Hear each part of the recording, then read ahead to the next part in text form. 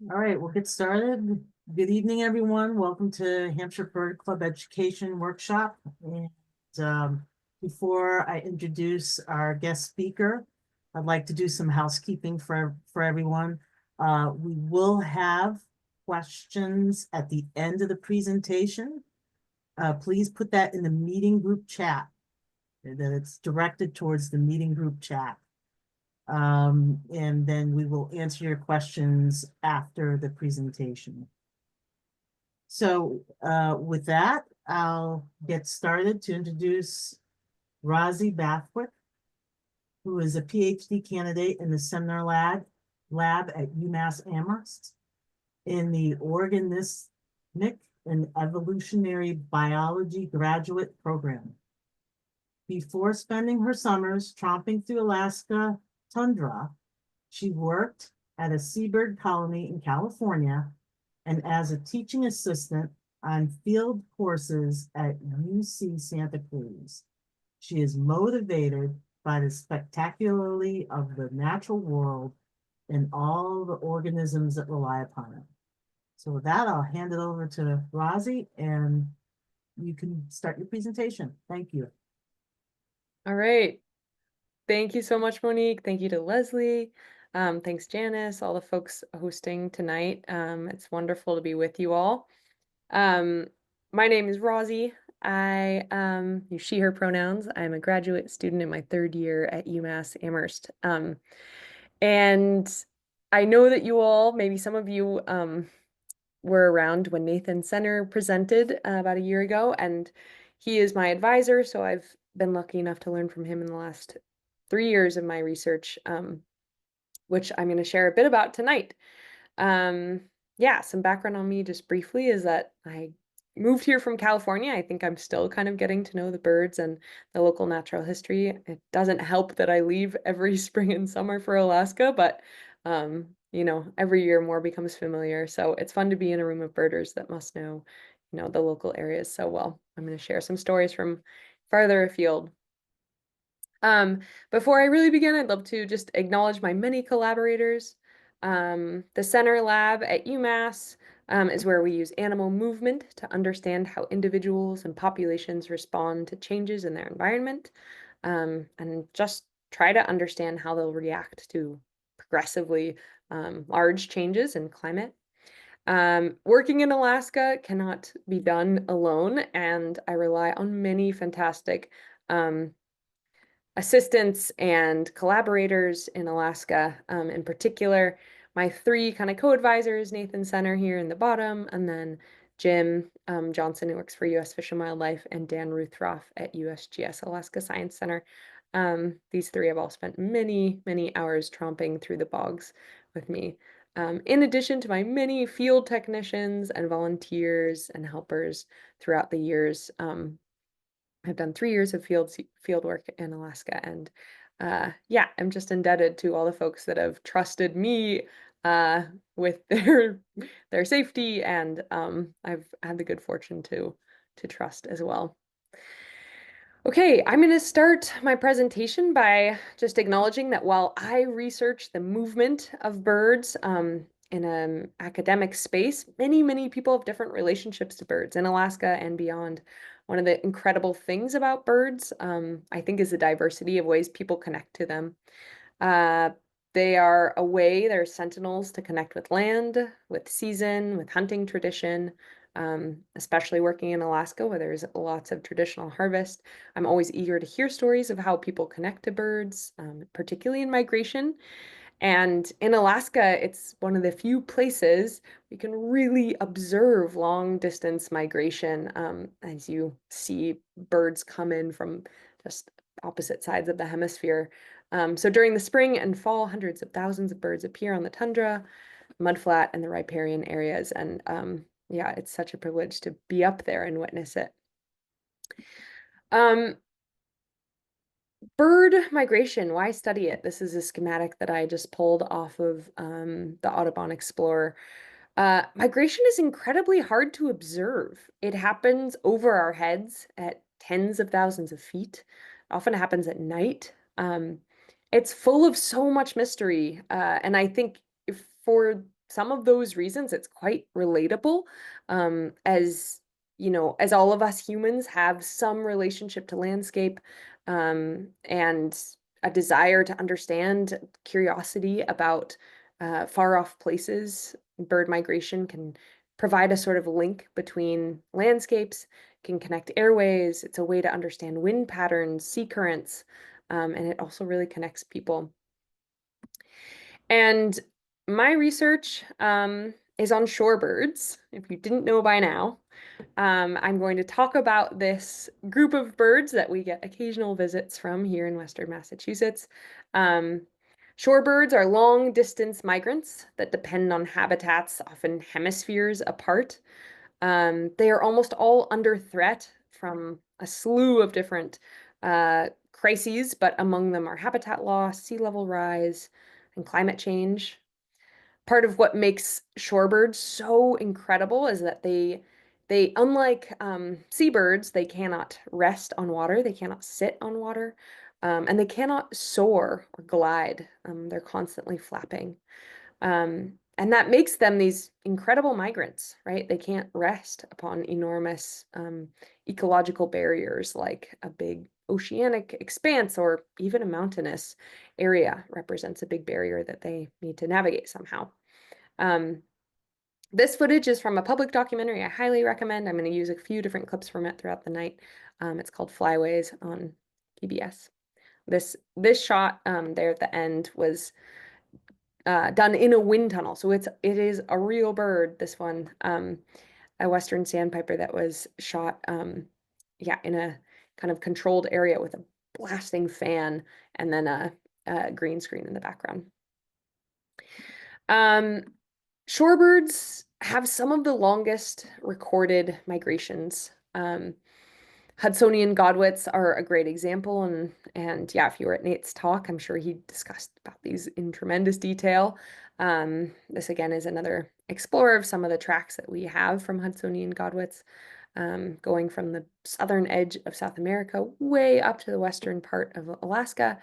And one thing I think is so remarkable about these migrations is that um, in terms of climate regimes, they're quite distinct places. There aren't necessarily cues that birds would get in South America that would grant them some information about the destination that they have, and the enormous time pressure they're under to get there. So I'm going to tell some stories about how we understand migration, and what might cue it and how it might be shaped tonight. Unfortunately, shorebirds are in really rapid and dramatic decline. Um, these two lines show the gray line is all species of shorebird here, and you can see the kind of ups and downs, but a steady rate of decline. And then this red line represents the decline of 10 tipping point species of shorebirds that are incurring up to 70% of population loss since 1980. Understanding these declines with data that we collect can help protect them. Understanding the differences and the risks they encounter can help us pass policy that protects the landscapes, identifies and protects the landscapes that they rely upon. And it really is this kind of dramatic, shocking, and horrifying decline that drives a lot of the questions I'm curious about in my research.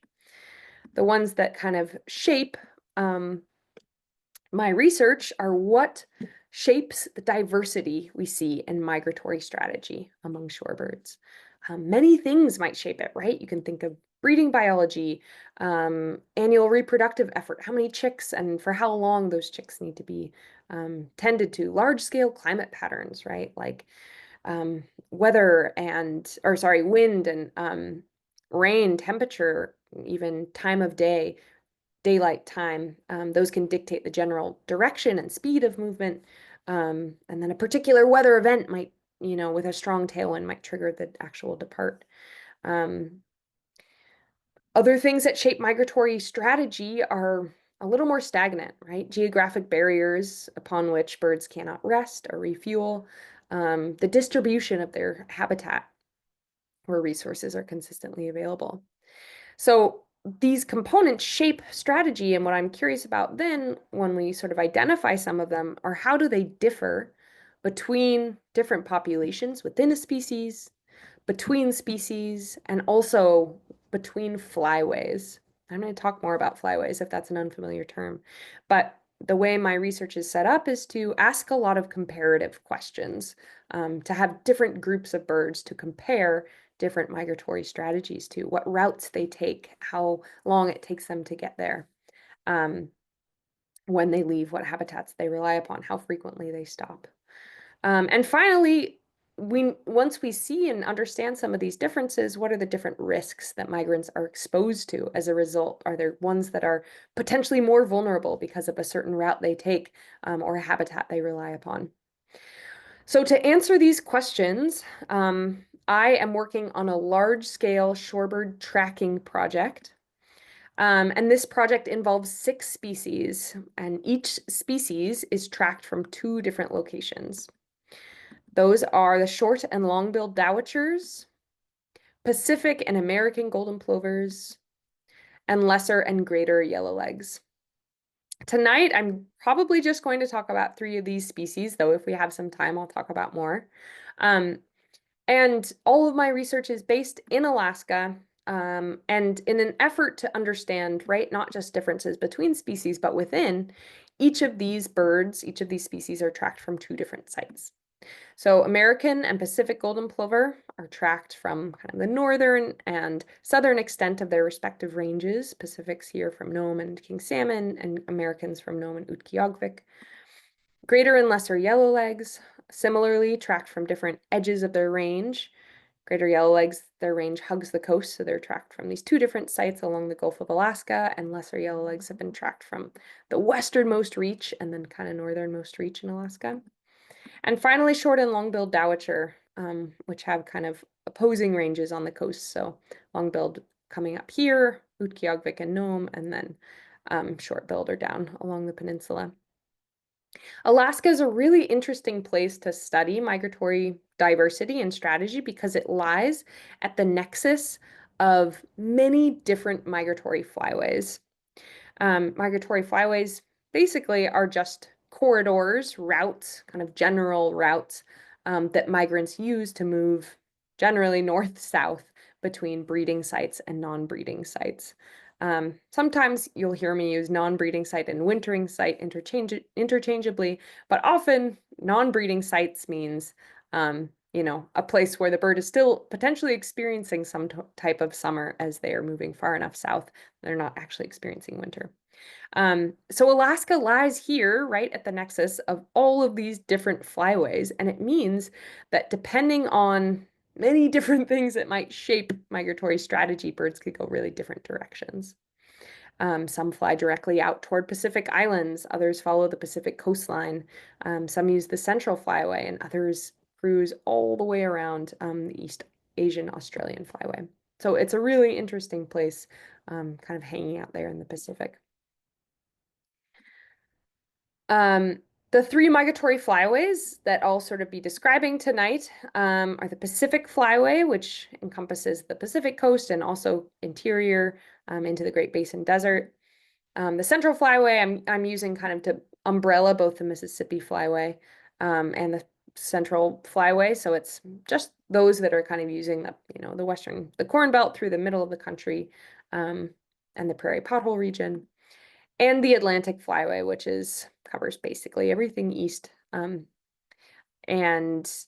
it includes, the entire coastline here and generally connects up to South America on this kind of eastern edge. So shorebirds in Alaska are in a particularly advantageous and challenging spot. It's an interesting place to be a shorebird, right? There's this enormous amount of food resources available in Alaska during the summertime, during the breeding season. This is footage of red knots breeding up in Nome, Alaska on the Seward Peninsula. Shorebirds' chicks, unlike songbirds like swallows and warblers and robins that rely upon their parents to feed them, shorebird chicks hatch and immediately begin feeding themselves. So they learn among the abundance of the Alaska tundra to forage on, most of them tiny, invertebrates that they just pick off of the tundra. I think this is just such fantastic footage that I'm just going to let it play out for a bit. And these are red knots exchanging incubation duties. Most shorebirds, they share, the females and males share incubation duties equally. They help rear the chicks together. For the first week or so after chicks hatch, they help them thermoregulate by brooding them. So they will sit either on the chick or the chick will sit on them, and they'll keep the chick warm. And then after that week, chicks generally are able to thermoregulate and just a few weeks later become volant. They're able to fly away. So they have this really rapid cycle up in Alaska. They're not there for very long, and the chicks are quite dependent. We think, though it's a really hard thing to study, that most juveniles, after they fledge, depart on their first migration totally without their parents, and perhaps with some other adult birds, but yeah, very likely without their parents. So the joy of catching birds, I just want to share a little bit of the experience of being in Alaska. And what I didn't know upon starting there was how much easier it would be to catch white socks. These are some of the tiny flies that are just in enormous abundance in Alaska. I didn't know how hard it would be to walk through tundra. It's basically like walking across a field of bowling balls that a carpet has been thrown over. And it is incredibly hard to catch shorebirds. They are really hard to find the nests of. When you do, they can be incredibly suspicious, camouflaged. This is the sound of Hudsonian godwit sort of mocking us as we're trying to catch them. We also got the experience of walking out on mud flats in the Cook Inlet, which I would not recommend when we were conducting a diet survey out there. That's not where shorebirds nest. And it has this incredibly productive, but really, really fine mud that's easy to get stuck in. And they nest in really peculiar places, like a fridge dump, which is where we caught this lesser yellowlegs in Fort Yukon in Alaska. So I want to challenge you all for the next just couple minutes and play a game of nest searching. One strategy that I invite all folks that join me in the field to engage in is just some inquiry. What do you notice about these images you see, and yeah, why do you think that they look as they do? So feel free to chime in the chat. So we'll start off easy with this nest search. Can you spot the eggs? I hope so. This is the nest of a Pacific golden plover. Good work, everyone. Go ahead and put in the chat, like, what do you notice about these eggs? What do you notice about this nest? Sometimes it's helpful to start a sentence with I notice, or even I wonder, it reminds me of something like that. So go ahead, like write in the chat if you feel inspired what you notice about this nest. And then we'll move on to the next more challenging nest searching quiz. Similar color to the birds. I noticed the eggs look like the parents' feathers. Oh yeah, I love that. Yeah, spots on the eggs, different from the grass around. Grass is sort of distinct. There's similarities between the feathers. I noticed the eggs are spotted brown and beige, same color as the grass. Yes, excellent, Mary. Yeah. These eggs are incredibly well camouflaged. They match the lichen generally that these birds use to line their nest so well. It can be so hard to find them even if you know exactly where to look. I've gotten just stumped within a foot of a nest looking so hard. Okay, next one's gonna get trickier. See if you can spot the nest in this image, and go ahead, put it in the chat. If you think you know where it is, sort of describe the location of where you think the nest is. You can use like top left, bottom right, center right, dead center. We got in the center. Nice. Excellent work, everyone. You should all come join me in the field.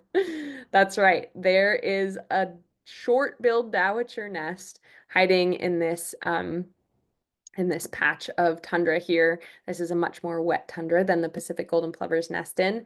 And the short-billed dowitchers, their strategy is, instead of camouflaging their nest really well, it is, generally well camouflaged, but a little less matching of the surface below, they just don't get off the nest. And so their backs match the grass really, really well when they are sitting on a nest. And you can get within a foot of a bird before it flushes. So it's a really different style of strategy, a different strategy than the, super well camouflaged nest. And these are the chicks. They are just so beautiful. Yeah, they're quite incredible. All right, last one. This is tricky. This is up in Nome, Alaska. It's an American golden plover nest. Take a minute here. Hopefully you can kind of get close enough to try to find the nest. And if you feel like you know where it is, please put it in the chat, a general description of where you think the nest is. And if you can't spot it, that is totally okay. You would not be alone. Not a clue. Yeah, it's quite a zoomed out image, so it's definitely visible once you know where to look. Anyone else want to give it a shot? Give just another couple seconds. In the drainage area, that might be like this area, I guess. That's not there. Anyone else want to take a stab at it? Lower right, maybe down here somewhere. Yeah, not there. Okay, people ready, or they want another another moment? Not in the picture. Great. Okay. Yeah, this is a really tricky one. I have had students, I've done this talk many times, and some fourth graders have been able to find it, but they had a big screen in front of them and lots of peer pressure. So that is a very well hidden American golden plover nest. And I'm going to show a video now of how we capture these birds. Once we find their nests, we use a bow net. And the way a bow net works is it's stretched sort of over a nest. You can see the eggs right here and the bird coming in, sitting down on the nest. There's a string right here you can kind of see that is attached, that I have the other end of way off screen. And when the bird has sat down and we're certain it's sort of on its eggs, then we pull the string and it closes over the bird. It's quite peaceful in the moments before you pull the string, although your heart starts racing like absolutely crazy. The bird is caught safely, and then you're just like a short runaway and come and can grab the bird from there. So that's a process of capturing a bird on a nest that looks like that. Once we have the bird in our hand, we take some measurements, morphometric measurements, and we attach one of these small GPS transmitters to the back of the bird with a harness that goes around the legs of the bird. And this material we use is a silicone that is extremely stretchy. And so as the bird gains weight and loses weight, it sort of adapts to fit the bird and doesn't restrain their movement.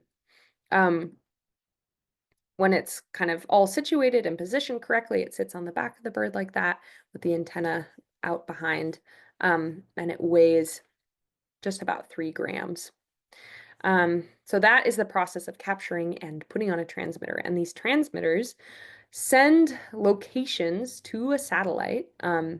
They send, depending on how frequently you set the cycle, because these birds are so small, the transmitters and thus the batteries are incredibly small too. So we get about 100 locations from these transmitters. And that means we need to be really careful about the type of data that we want to collect. Ideally, you get, a location every minute and you know exactly where and when the bird was, but that would mean your battery would last less than a day. And so we have strategized to try to capture as much of fall migration specifically as we can of these birds. After fall migration, usually the battery dies and eventually the silicone wears down and falls off the bird. So I'm going to share the tracks of the first bird I worked on in 2022. This is the short-billed dowitcher, such a dear place in my heart.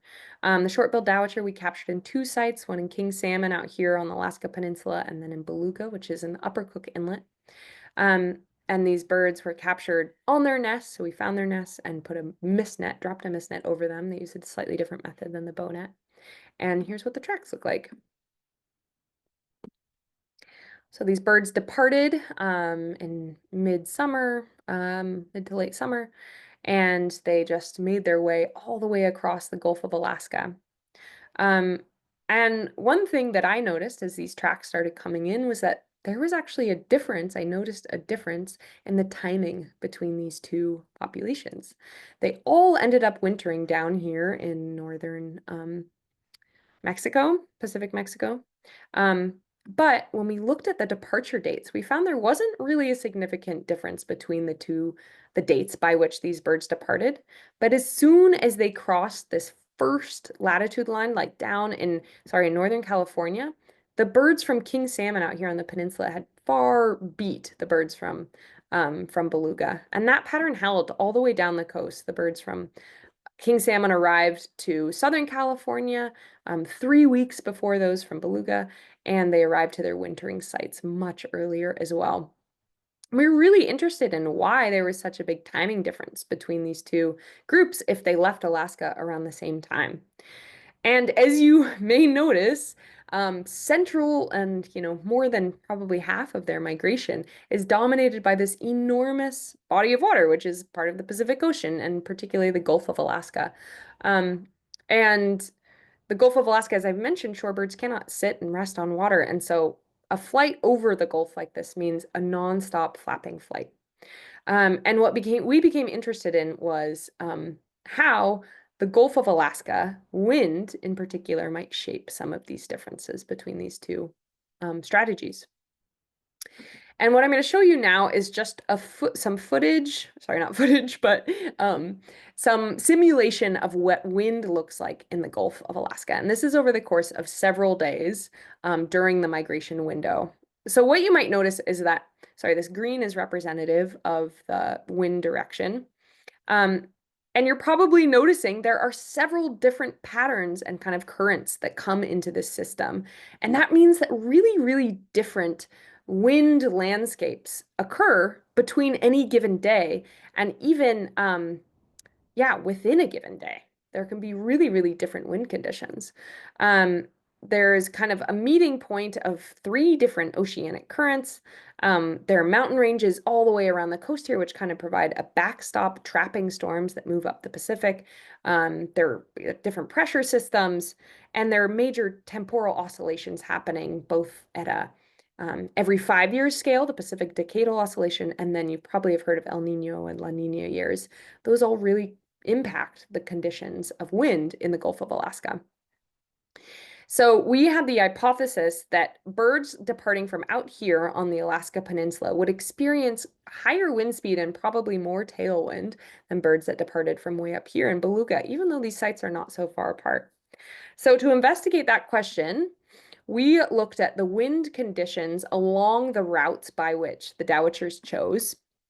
And each one of these circles represents a point where we took specific wind conditions from this huge data set that exists, a remote data set.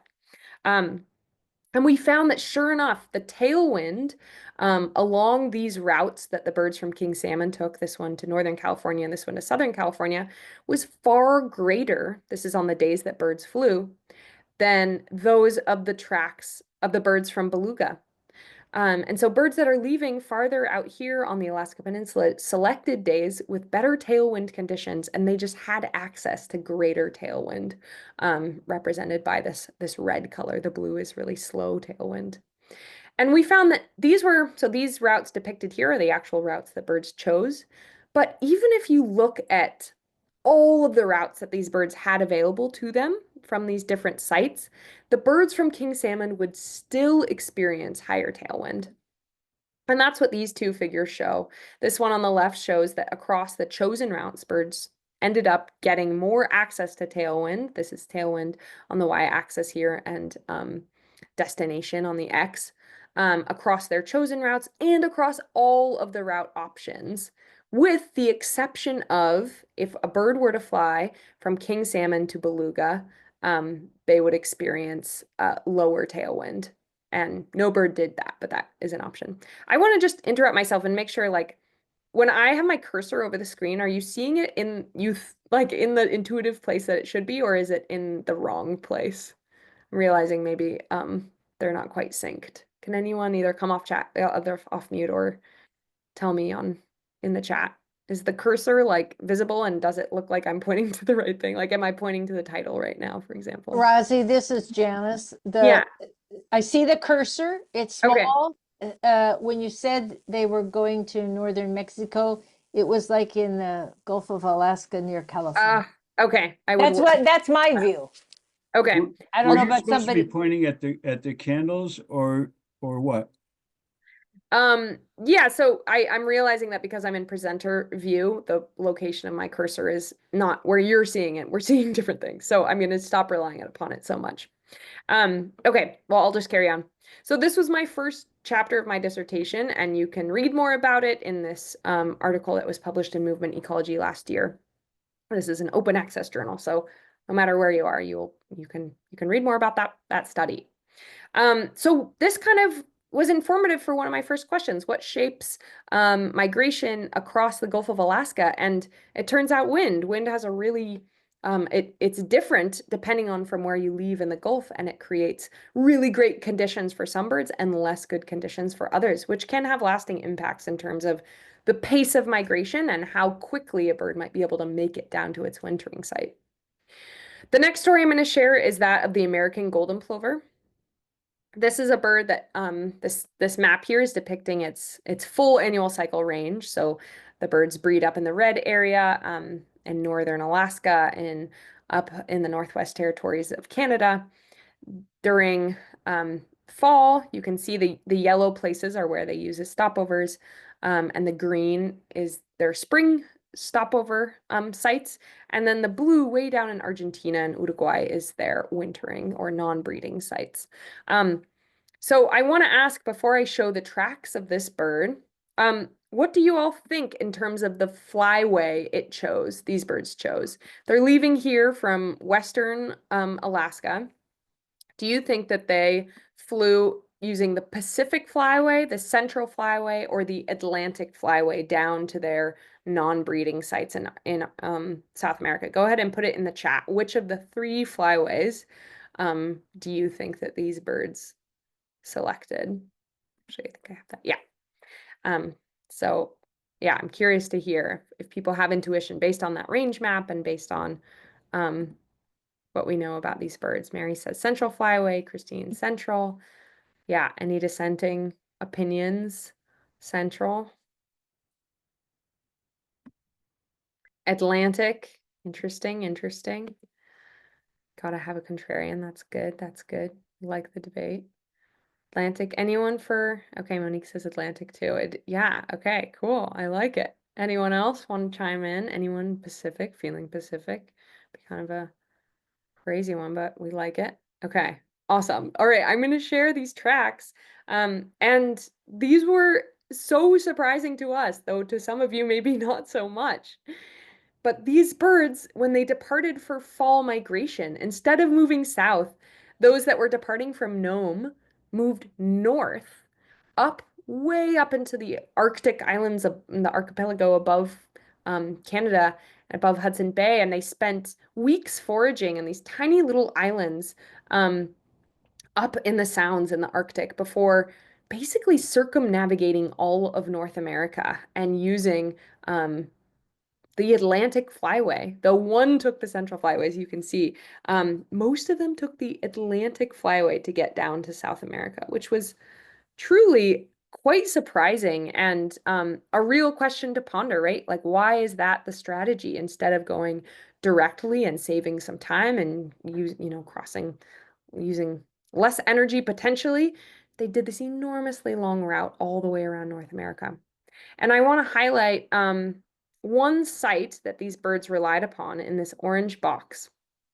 Sightseeing, I like it. They're just on a big tour. So these birds, the American golden plover, breed up in the tundra and high elevation sites, high latitude sites and relatively high and kind of dry, rocky tundra. So this is a bird we captured in Anvil in Nome.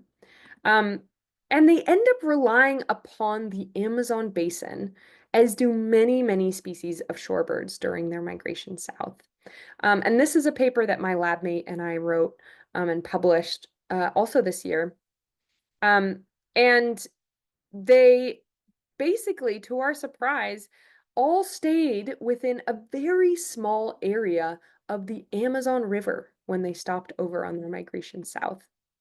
So you can see this kind of like tight little bump of points here that demonstrate that these American golden plovers coming from the other side of the globe, basically, stayed within just a few kilometers of each other. So these are the points that are a little tricky to see, but you can see that the red and the blue and orange and purple over on the far right. This is a snapshot of where they were on the Amazon River. So coming from thousands and thousands of kilometers away, they selected sites just within a few dozen kilometers of each other on the Amazon River. And they ended up also in the Amazon basin relying upon agricultural fields, which are not so different from tundra up in Alaska. They end up wintering on the pampas grasslands of Argentina, these kind of high, dry, really low vegetation grasslands that, again, sort of mirror their breeding habitat. So they're searching for quite similar habitat, but on the way they're using these, enormous tropical areas.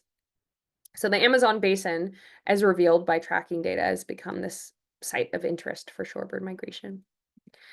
Another story I'm going to share is that of the Pacific golden plover. And we were able to track these birds last year. And unfortunately, the transmitters, we're not really sure why, had poorer success than other birds that we've tracked. And that might be that the batteries died. It could be that the transmitters fell off. It could have been a bad batch of transmitters. There's so many reasons why transmitters don't work. And unfortunately, it's a really expensive and high investment question to try to ask. But I'll share the tracks we did get. And these birds went from similar sites as the other ones I've shown you. And instead of moving, using the Pacific, Atlantic, Central flyways, they chose the East Asian flyway and the Pacific Island flyway. And you can see the ones from King Salmon flew from the Alaska Peninsula straight down to sites in Hawaii where they relied upon cemeteries, people's lawns, housing development areas to spend their wintering, their non-breeding months. And those from Nome, many of them went to the Chukchi Peninsula in Alaska, and others, this one bird we got a full track from that went all the way down. Oh yeah, sorry, before I describe exactly where it is, I'm going to show just this little zoom in of the huge flight that it did over the Pacific. So I'll zoom in here on Nunivak Island, which is where this bird spent about, I think, a week or so before it departed on its big flight. So here are the wind conditions 2 days before its departure, and the star there is where the bird is. You can see the wind is moving from the west to the east, which would not be a necessarily beneficial tailwind for this bird. And then the day of the departure on September 21st, you can see the wind completely changed direction, and it started moving basically oppositely in the direction that the bird would want to move. And that is the day that this Pacific golden plover left. It did this enormous flight from Nunivak Island all the way to Taiwan. And here in Taiwan, it stopped in this small agricultural town. And this is just from what I gleaned, zooming in on these maps and Googling, about these places. This bird kind of popped around in a few different agricultural fields, spent another couple of weeks there in Taiwan before conducting another huge flight all the way down. Sorry, so Taipei is where it went a little chunk, and then it ended up on the North Kennedy River in Queensland, Australia. What I thought was interesting about this wintering site, this non-breeding site, is that the river that you can see there, the North Kennedy River, has this really meandering track, and it creates a lot of oxbows. And though this, again, is in a different hemisphere, other side of the country, really different habitat, sorry, other side of the world, this habitat is familiar to these birds. And when I'm flying to remote sites in Alaska and looking down over the landscape, these meandering rivers with oxbows and tiny ponds created because of them are the dominant habitat. So it's so interesting to think about how these birds are in part shaped by their desire for familiarity for the habitat that they know they can rely upon to glean resources. All right, so I have just had the privilege of looking at migratory diversity between these 6 different species and shared a couple of stories of them tonight. These are the tracks of all 6 of the species that I've captured so far, and I'm hoping to conduct more field work this summer if our grants come through. Unfortunately, we have been subject to the many ripples of change that are endured by science right now. But I want to show this image, these birds and these tracks, as just, to me, it inspires so much awe at the diversity, the huge, tremendous amount of landscape these birds cover, and the way they connect us. And before I, just go on a total shorebird monologue, I want to highlight a study that is happening here at UMass that I've been a part of. So if you're excited about getting involved in some of our research here at the Center Lab, this is a very different strategy of understanding migration, but I want to talk just briefly about a study that we are conducting here at UMass. And instead of going all the way to Alaska to do it, these are the tracks of all the birds I've studied. It's right here on campus. And this is a project to help make UMass more bird safe by understanding and reducing the number of window strikes, window collisions that migratory birds and resident birds endure on campus. So if you are not aware of this issue, it is an incredibly widespread and devastating issue for birds. Up to 1 billion birds are killed in window collisions in the United States every year. That is rivaled only by house cats, which are predicted to be the #1 killer of birds in the US every year. Up to 1 billion birds killed by window collisions. It's really unfathomable. And it's such a widespread issue happening across our country, kind of, by 1,000 cuts. It's not just one big window somewhere we can eliminate. But the main conceit of the issue is that birds see the reflection of either sky or habitat in a window, and thinking it is a safe place, they fly at full speed and they hit it. Often they die straight on impact. But other times they're stunned and they fall to the ground, and then they're susceptible to predation or starvation or freezing. So on UMass campus, we have been working for the past 2 years to conduct daily surveys of 23 buildings on campus, in an effort to understand which buildings, which windows, which species are most vulnerable on our campus, and to address those with specific change. So I'm going to share just a little bit about what we've learned so far. I'm curious if people want to put in the chat, like, if there's anyone who is a UMass alumni here, or even a current student, I'd love to hear it. And, potentially these are new buildings since you were a student here, but maybe some of them are familiar. The most destructive and dangerous buildings on campus are the ones that have the largest windows. No surprise there. The largest windows and that are the biggest buildings. So Eisenberg School of Business is that really kind of like futuristic looking bird building at the top of that little stack. It is basically all windows.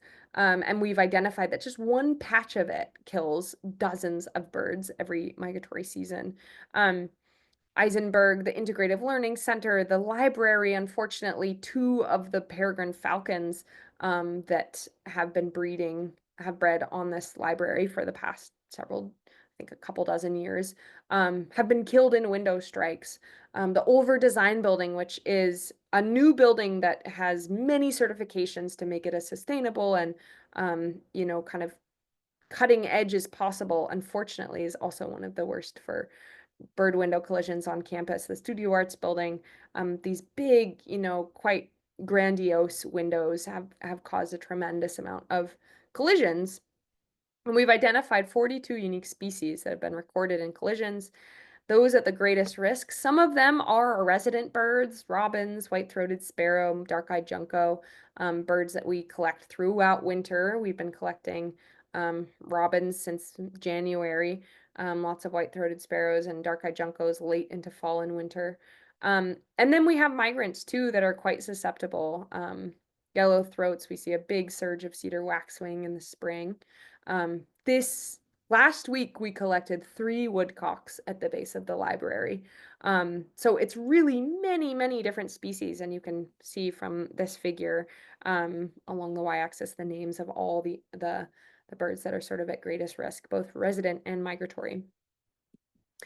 And this is a tremendous issue, but fortunately there are really some clear solutions and there are steps we can take.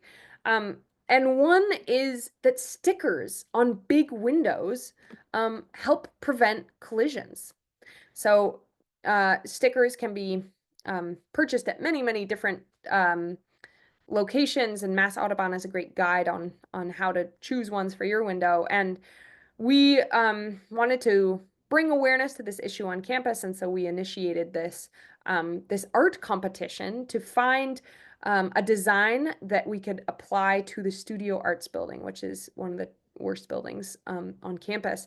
And just a few weeks ago, we selected the winning design, which is this beautiful image. It has a whole bunch of different species, and it has quite close together lines in it, which is the critical piece that breaks up the reflection.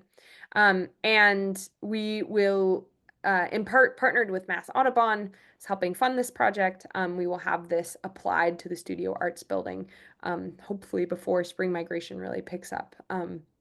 We have a Minute Fund campaign going because we want to both secure funding for this project, but also apply stickers to many, many more windows on campus that we've identified as the most deadly from our surveys. But the other thing we've been working on in conducting this study is figuring out how to reach more students, how to educate. And as these birds hit windows, we have an opportunity to collect them. We have an opportunity to have these dead birds and turn them into specimen for our museum collections. And so over the past few months, we've been training undergraduates in the process of preparing museum specimen out of these birds that strike windows. Often they're in really, really good condition, especially if they're collected from a survey. We find them within usually 24 hours of them hitting the window, which means their carcass is in really good shape. And we've been training undergraduates to the process of skinning and stuffing these birds. And we are planning an exhibit at UMass in fall 2025 in Olver Design Building, which again is one of the worst, most dangerous buildings, but there's an opportunity there to reach folks that might not know about this issue, engage more students. We already rely upon 180 students to do these surveys. So if you're excited about doing a survey or just want to come to the exhibit, I encourage you to reach out. You can email me. My email's on one of the later slides, and I can share a link to learn more about it. So yeah, I wanted to just kind of ground the last little bit of my talk with a project that's happening right here, and also to encourage you all to look up just to understand more about this issue if it's new to you or if this is the first time you're hearing about it. And maybe you found some dead bird at the bottom of one of your windows. There are things you can do. Turning off your lights at night is one of them, but these stickers have proven to be tremendously effective in reducing collisions. Where do you get your stickers? Carol asks. Kaleidoscope is the name of the company we're using. They produce many, many different styles, the most simple of which are just like tiny little dots. And then you can also get them customized, which is what we're doing for the Studio Arts building. So I can put that in the chat once we start chatting. All right, lastly, well, I'll definitely cover more questions as we carry on. I just want to put in a plug for how special I think birds connecting people are. I've had such great opportunity to work in Alaska and really take advantage of connecting to the communities up there that tend and steward the landscapes. So have an article in Alaska's oldest newspaper, the Nome Nugget, which I can share a link to. I've done a radio interview in Kotzebue, community science nights in small villages, fishing villages, and a talk for University of Alaska in Fairbanks. And I want to just highlight that I think for all of us that are passionate about birds, finding ways to share that knowledge is so imperative right now. All of our birds are facing such devastating risks, declines. So getting out there, sharing your passion for them, helping people understand what they can do to protect them, and if it's just appreciating and learning about them, I always think is important. So with that, I'd love to thank all these many, many folks that have helped me with my research, my funders, and I think we have some time for questions. Thank you, everyone. All right. Thanks, Rosie. Fantastic presentation. Really enjoyed it. Well done. Um, We do have some time for questions. First one I see in the chat is, what do the windows look like from the inside and outside with the stickers on 'em? Yeah, good question. So there are many different styles, and depending on where your price point is and what you're hoping for, you can get ones that either are invisible from the inside, um, and only visible from the outside. And from the outside, they're going to look like, still the window is transparent or reflective, but has these tiny polka dots that are about 2 inches apart from each other. That's kind of the minimum width of space that you should have in a design to break up the reflection effectively. Um, so yeah, there are many different styles, and Kaleidoscope is one company that has a lot of suggestions, and Mass Audubon has a great page on their website about choosing the right ones for you. Um, yeah. All right. Next question that we have are, do the nesting birds settle back down on their nest after being trapped in the bow nets? Yeah, Weighted and that's a suited great up to the question. transmitters? That's the question. Yeah, so shorebirds demonstrate incredible loyalty to their nests. I think about how far they've flown, what they've endured to get up there and lay eggs, and they are so quick to sit back down. It is surprising. We, as just to help understand, right, how our presence affects these birds, we go back and visit the nests, several days after capturing the bird and check up on the bird, see how it's doing, and observe from a safe distance so it's not too disturbed by us, but that we make sure it's still tending to its nest. And it has only happened once that I have returned and found a nest abandoned out of the dozens and dozens of birds I've captured. So, we can't cop that up to certainly being effective transmitter, but we know that these birds in general hop immediately back on their nest. And you can even watch them do it. It's kind of incredible how quickly they return. Good question. And a sip of water. Any other questions for Ozzy? We'll give it 2 minutes or a minute or so.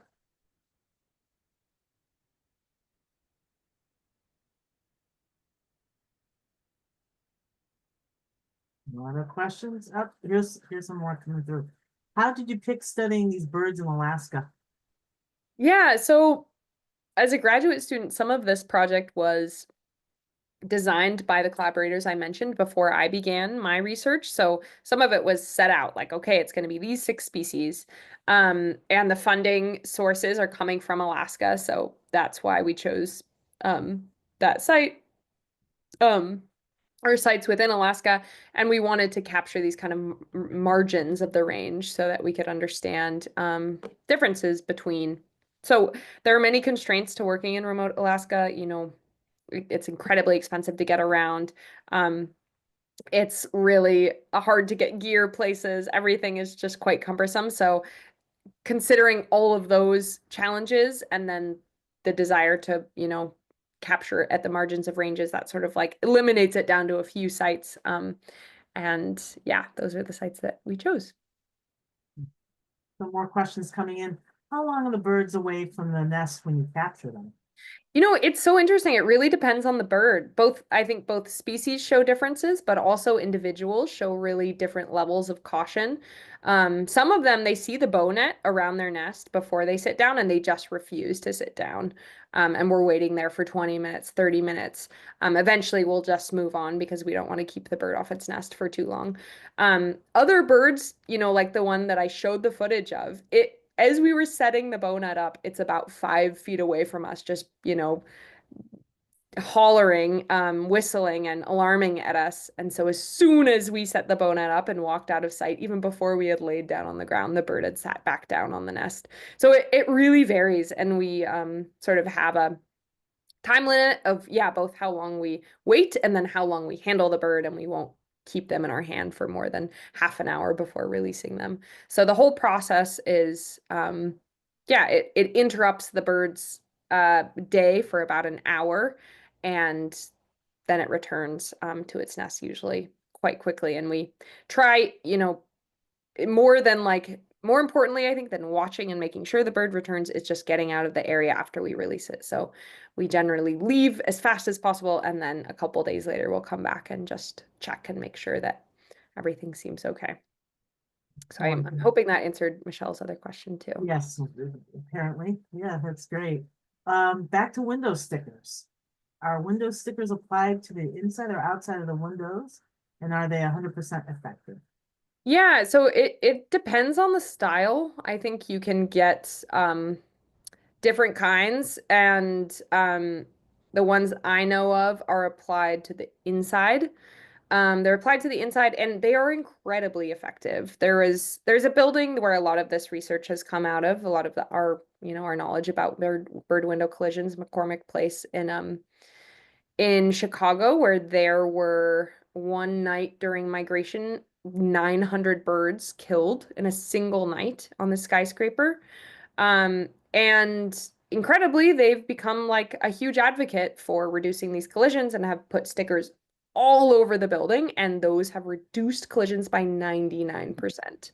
So not quite 100%, but incredibly effective. And when there's one building wiping out thousands of birds a year, that really makes a difference. So none of our buildings at UMass are quite so deadly or anywhere near as deadly. But it is really good to know that, these solutions are available. And it's really, to me, it seems like the more people that engage with knowing about this issue, the more we can prevent it, because it's so widespread, but relatively easy to control once you know how. Yeah, good question. Right. Any other questions? Do you keep a link to the Kaleidoscope site? Yeah, let me see if I can. Do you know a link to the Kaleidoscope site? I'm sorry. I'm going to stop sharing my screen now. I think I saved that somewhere. I can answer another question or hear another question if folks are still on there. So here's the Kaleidoscope link. So the Kaleidoscope link is in the chat. Any And other I questions? mentioned Mass Audubon has some really good information and info and resources on finding the right one for your windows and what to do if you find an injured bird. Your email address? Sure, I can put my email address in there. And then if anyone is curious about the Minute Fund, we're actively fundraising. We're fundraising for the next month to secure the funds for these for the stickers on the Studio Arts building. So I'll just share that Minute Fund if anyone's feeling like they have some extra money to donate. And about the question on Smith, the question is, do you know if there are any buildings at Smith with multiple window strikes? It's funny, I live right near Smith, and today I just went walking around some of the buildings, wondering that myself. Didn't see any, but not terribly surprising considering it was just me on a random walk. I don't know of any effort to monitor buildings at Smith, and often we can, at UMass, we try to get facilities folks on board to know that we care, we want to know, because if they're out early in the morning before the surveyors are, they might pick up the bird, move it, throw it in the trash or something. So, yeah, it's such a widespread issue that I wouldn't be surprised if, both the library at Smith and also the newer dining commons, the Julia Child Center, has huge windows. So, I'm sure there are birds striking those windows. And yeah, knowing how and when and what window, it takes a surprising amount of attention because it's kind of a subtle issue. So yeah, I encourage you to like get out there and look for them, or do whatever interests you about it. Carol. I'm wondering, I went on and not realizing it was kaleidoscape. I was typing in kaleidoscope. Oh my And gosh, that's right. I think that's my misspeak. Kaleidoscape. Makes more But sense. I'm wondering, in looking at the ones you're getting, they're really big for commercial sites, and I'm Mhm. looking for like, house size. Does it Yeah. matter if you use the dots or flowers or butterflies and our other like the kind that are almost like ceramic, they stick to the window? Are those just as good for a home use or? Yeah, these are really good questions that I don't have all the answers to. And I've really only been involved in helping select the best one considering our huge windows and our the design we want to have customized. So I would turn you to other resources. I think that in general, the rule of thumb is having these designs be, no greater than 2 inches apart, as I mentioned, is the kind of like criteria for okay, this is going to be effective. And then the design you choose, I think, is more preference. I know there are other things like some folks have designed these like hangings that go over a window, and so they're like strings that kind of like hang down so you don't actually have to stick anything onto your window. Those can be effective, and obviously like they have to be kind of close enough to the window that the bird can perceive them, and enough together that it breaks up the reflection. But I think there are a few kind of creative options. Sadly, probably the most common one that you all have likely seen, I see them on UMass campus, is like the silhouettes of raptors. Have people seen those that people stick to their windows? And I don't have any evidence that those are effective. So I would steer clear of those unless you're totally coating your window in them so much so that you might not even be able to see out. But yeah, I would stick to going through the Mass Audubon bird window collision page that I put in the chat is what I would. Okay, Yeah. thank you. Paracord is Joseph. You hang it down to drape from your windows. They're obtrusive. Yeah, totally. Wonderful. Any final questions I can help answer about migration, shorebirds? Yeah. Anything else? It's like, we're good. with the Great. questions. Well, thank you all so much for Thank you having so me. much.